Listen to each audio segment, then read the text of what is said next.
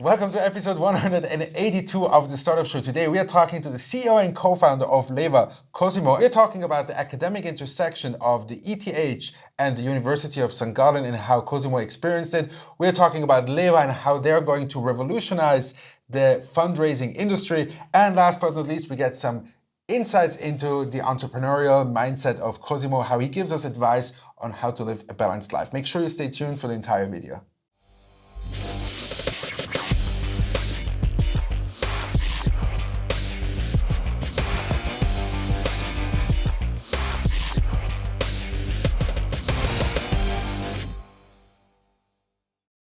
Welcome to episode 182 of the Startup Show. Today, I'm very happy to welcome Cosimo. He's the CEO and co-founder of Leva here at the studio in the hot seat today. Cosimo, welcome to the show. I'm so excited to have you. And I'm very, very excited to hear your entire story. We had some very interesting submissions of questions. But as usual on the Startup Show, I don't want to move away from our tradition. You get about 90 seconds to introduce yourself and your background to the audience and all the potential investors out there. So please, take it away. Okay, great. Well, Cedric, thanks a lot for having me here. It's a pleasure. It's really, really cool. Super excited, and I hope I will manage to give you some interesting insights. My name is Cosimo. I'm from the Italian part of Switzerland. Grew up mostly in Bern. Studied in St. Gallen. That's where I also had launched my first venture, the Students Card. The idea at that time basically was to connect local businesses with who are looking to acquire new customers or fill up empty hours or days and connect them with students who want discounts.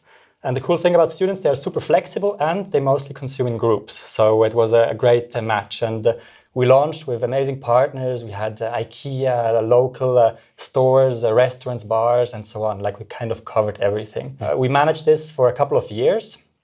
But during my studies, my goal at that time was to kind of get access to private equity. So I didn't know a lot about private equity. So kind of like what you do every day, I reached out to a lot of people, tried to get in touch with guys who work in private equity, understand the industry, and understand what it takes, to start your career in this field. So what I learned were three things. In my opinion, it's a people's business. Yes. So you need to have a great personality. You need to be able to understand numbers quickly, crunch numbers, and you need to understand business models and strategies. So for me, the next step was pretty clear. I did 2 master programs. One where I crunched a little bit of numbers, banking and finance in St. Gallen. And the second one was CEMS, International Management, which I did partly in Singapore, an amazing city. Yes. I mean, one of the things that I saw on your LinkedIn profile, you were at the highest Entrepreneurial Talent and you were at the ETH aiLab. So I think you have like a very interesting insights into kind of like these true academic rocket ships, if you can call it like that, in the Swiss academic, I would say, ecosystem. So maybe you can give like a quick comparison or kind of like the advantages of each of them now when you have like this comparison. The advantages, well, they're very different. On one hand, you have HSG with a lot of business-oriented guys thinking big in business model terms, and that's really motivating because people push you. You get pushed by a lot of people to achieve more. And you have then the entrepreneurial department with Dietmar Grichnik, who was on the show, and he's one of our... His book is here. Yeah, his book is here, sorry. And he's also one of our advisors. And he built up this entrepreneurial campus that is growing more and more, which I think is great for the university. It brings kind of a counterweight to the financial sector and the consulting sector where everybody wants to go, right? And then you have the ETH. So I'm not an ETH student. We were in the Rocket Hub from the Entrepreneurial Club of ETH. They kind of incubated us there. And there it's very different. There you have implementers. The ones that I saw were more hardware related, drones, for example. It's 2 different worlds. They really don't think in business terms where they try to solve hard problems or build stuff. Actually, I once participated in a course at HSG that matched ETH students with University of St. Gallen students. And this needs to be improved. Yes. So advantages, disadvantages, it's difficult for me to say. Yeah. Just this is the mentality. The mentality is very different, yeah. So if you, let's say, take one key learning from each academic place, what would it be? A key learning in St. Gallen is definitely getting out of your comfort zone. Yeah. Don't sit around. If you want to do something, you have to do it yourself. You have to mobilize people.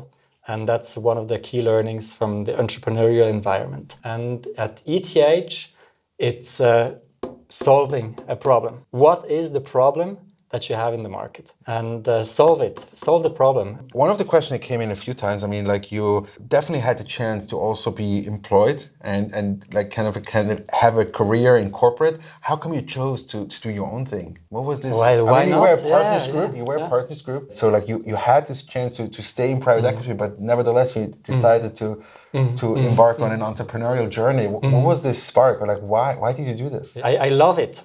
I love this industry. I think it's amazing. But I'm an entrepreneur. I love building things, solving problems, and being really fast-paced.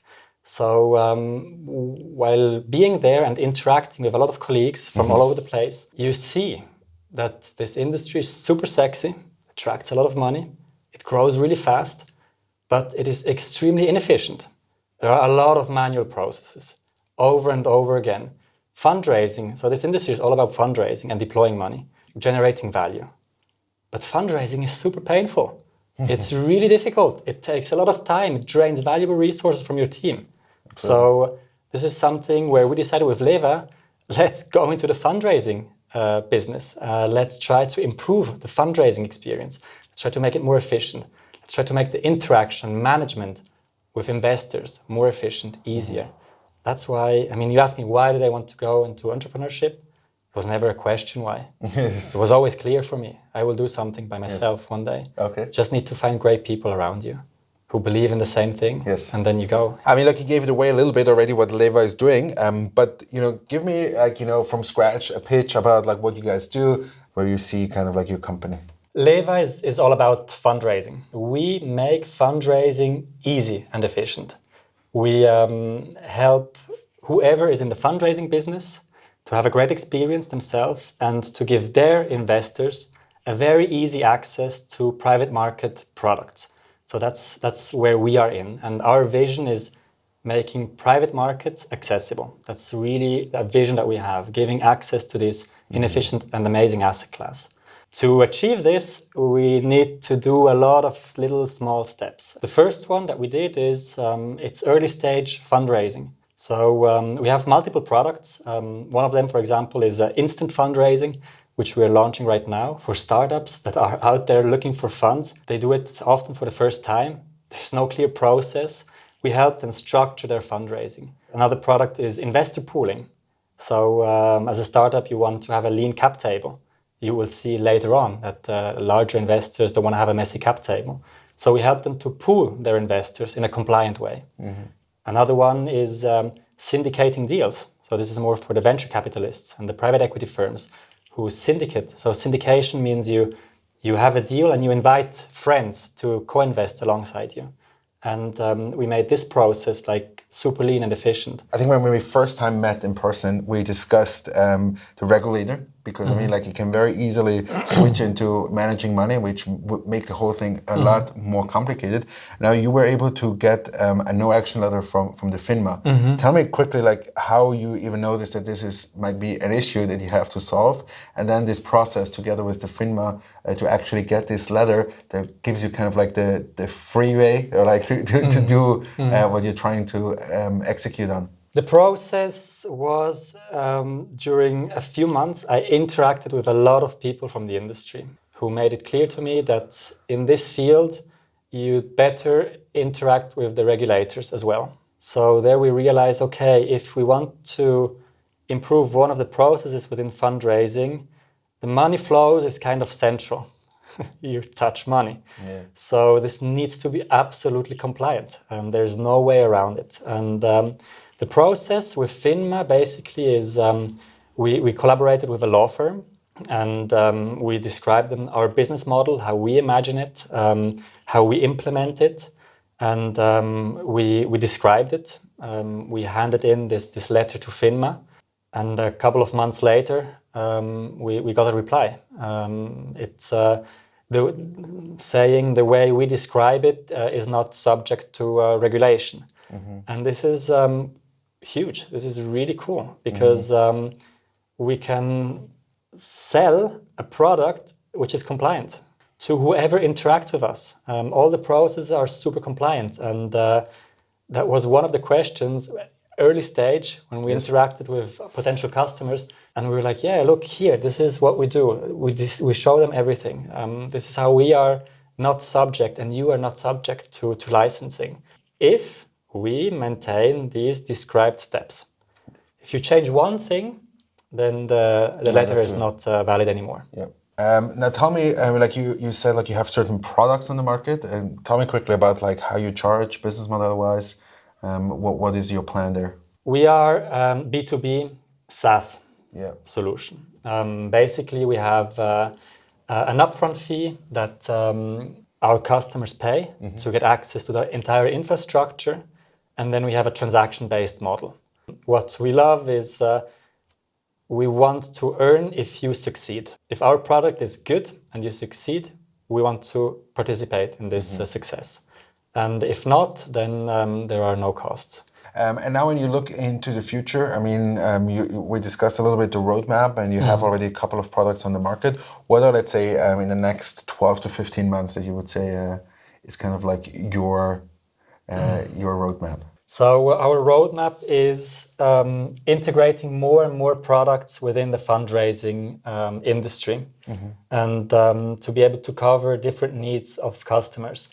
We are moving more and more towards sophisticated customers, mid-sized funds and family offices based in Switzerland. And they have requirements for more complex products. Now we're trying to solve these elements, how to be able to set up a product, whatever it is, a financial product for private markets, easily, super fast, cheaply. That's one of the things that now we want to achieve. Yes. And in terms of fundraising for your own company? So we just closed a round successfully where we raised from private investors. Yeah. Now we have quite some time to work on it, and we are not looking for money at the moment. Yeah. Your own fundraising, did you use Leva? Sure. Good answer. Sure, definitely. And the thing is, because during the fundraising process, which, I mean, even for us, it took quite some time to raise funds. And we were still building the product and interacting with all these customers, and fundraising was just distracting us. Yes. Really distracting, draining the resource from our team instead of being focused on business development, trying to understand problems. Yeah. And once the product was done, the execution was super fast. And that was really amazing. And we really saw the power of what we are doing, actually. Yes. Because we could have saved so much time by just knowing exactly what steps you have to take, what paperwork needs to be ready on time, when, would have saved us a lot of time. Yes, for sure. And that's the only thing that is super valuable is time. Yeah. I mean, like one of the things you said about that, like right now you're focused only on Switzerland.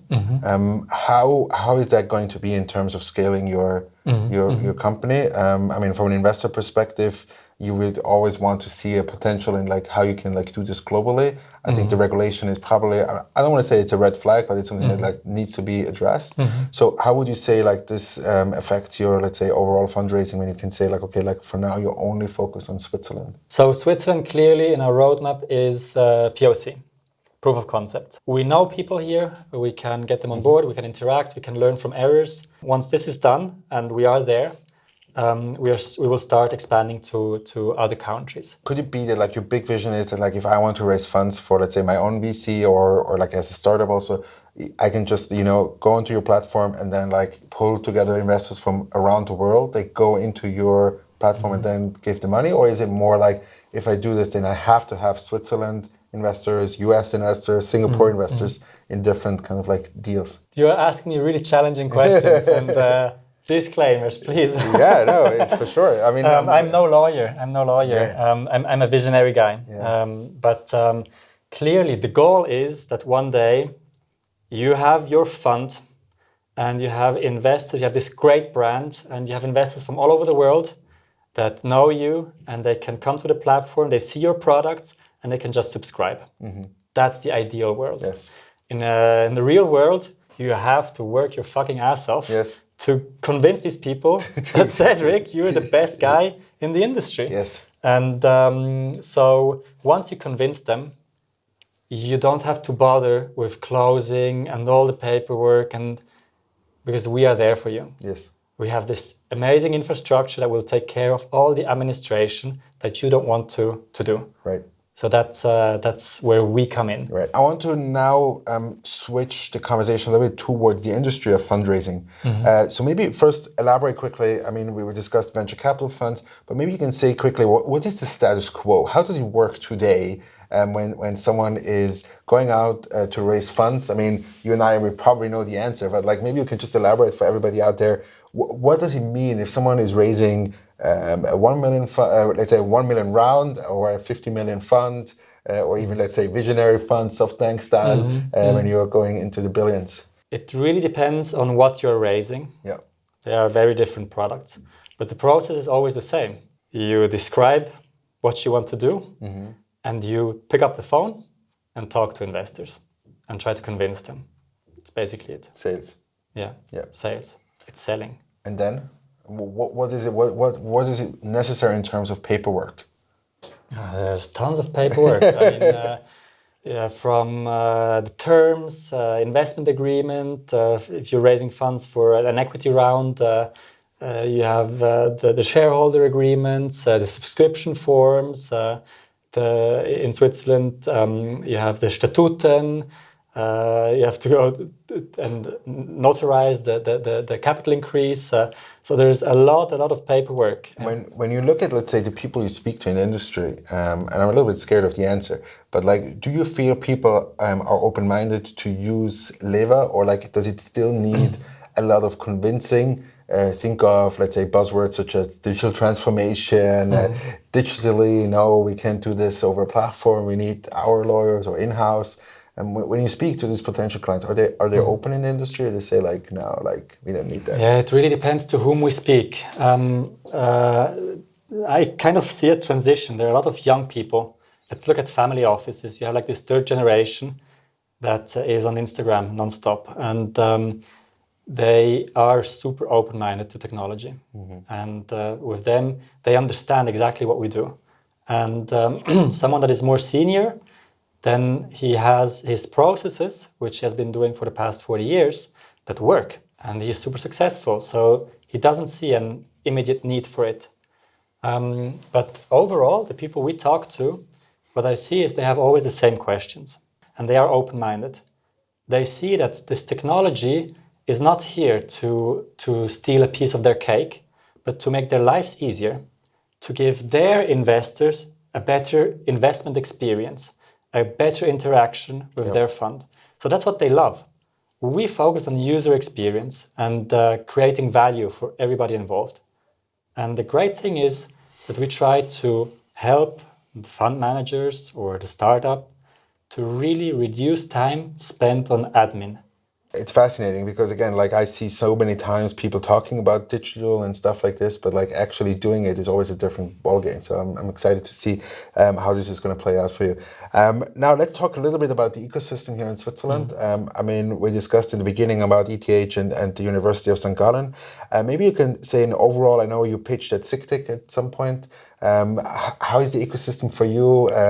Maybe even already start focusing on like what could be improved and where we're strong at. Oh, very good question. I mean, you have in Switzerland a lot of people with money.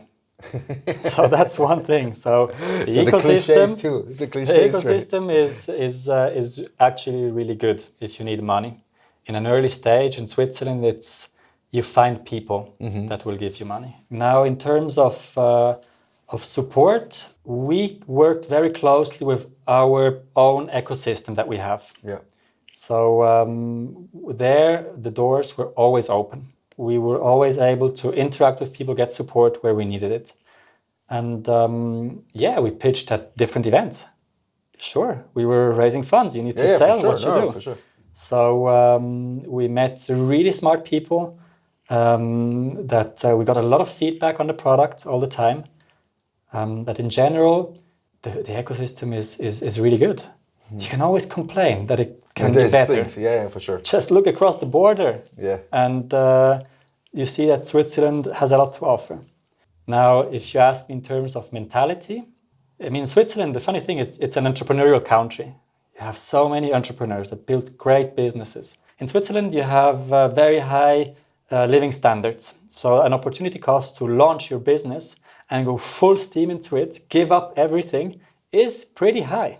There, people just need to realize, hey, look, it's not about now. My opportunity costs right now. It's what you can achieve in the future. Mm-hmm. So in Switzerland, you have a lot of smart people, really smart people. But what I think you don't really have in Switzerland, or it's very difficult to find, it's these hungry people. Mm-hmm.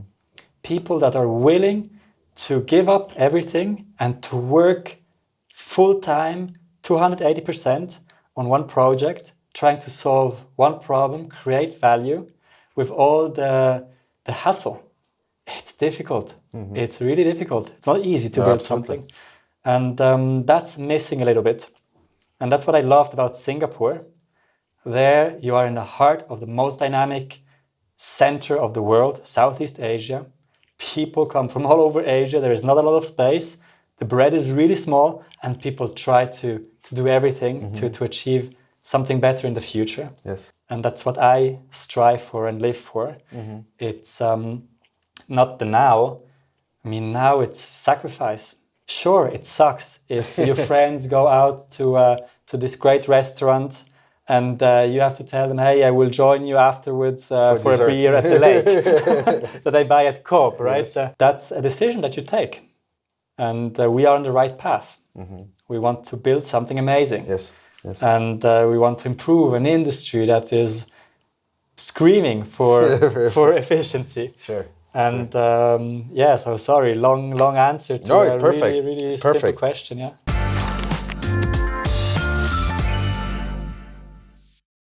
How do you define success in life? Are you happy with what you do and what you achieve? Mm-hmm. And do you make people around you happy? That's success. Mm-hmm. Yeah. How would you say, what is like your most memorable startup moment? I don't have one. Startup life is like this. Like an easy. It's like your heartbeat. Yeah. It goes up and down all the time. And you have great moments. You have shitty moments. But there's no one thing that I would say. How do you achieve a balanced life? I'm rather strict on this. If I commit to something, I commit to it 150%. Mm-hmm. And that's what I will do. And I am balanced when I'm healthy. What is a successful investor for you? Well, I think in general, a successful investor is someone that creates long-term benefit and not short-term profit. That's a successful investor. And what do you say is your biggest fear? One day not being able to do what I love so much. Okay. That's my biggest fear. Yeah. How do you get your first paying client? Being persistent. It took us quite some time. Yeah. But the first client was a paying client. So a no is never a no. That is so no true. Is just not a yes. It's being persistent. And the last one, how do you deal with failure? Accept it. Don't look back. That's how I deal with failure. You have 100 years in front of you. Yes. Accept what went wrong, learn from it, do it better.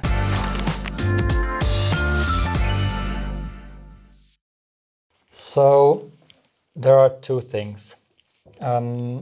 One is talk to people who have experienced a lot. Take advice seriously. That's something I didn't do so much in the past. I was stubborn and I was doing my thing and that I thought it's the best. And luckily, a lot of things went well. But I would definitely take more advice. Don't over-engineer it. Take more advice. Listen to people who went through stuff. The other one is being able to take a decision quickly. Decide on one thing, do it. Decide on the next thing, do it. Don't lose time. The only thing that you will never be able to catch up is your time. Yes. Yeah, and then do what you really like and do what you're really good at. You can learn a lot, but in my opinion, your learning abilities are limited. But you will learn all your life and try to improve the things at which you're really, really good at. Yeah. Good. Cosimo, thank you so much for being on the show today. Yeah, thanks a lot. Really It was appreciate super exciting. It was really cool. Thank you so much, everybody out there who stayed all the way till the end of this video with Cosimo. He's the CEO and co-founder of Leva. And make sure you stay a few more seconds so you see who is up next Monday. And I'll see you there. Have a great week. And thank you so much for watching. Hello, my name is Oliver Freigang. I'm the CEO and co-founder of quashqade. Next Monday, I will talk with Cedric about quashqade, how we founded the company, what was the idea behind it, give him some ideas about life, and hope that you guys will tune in. See you next Monday.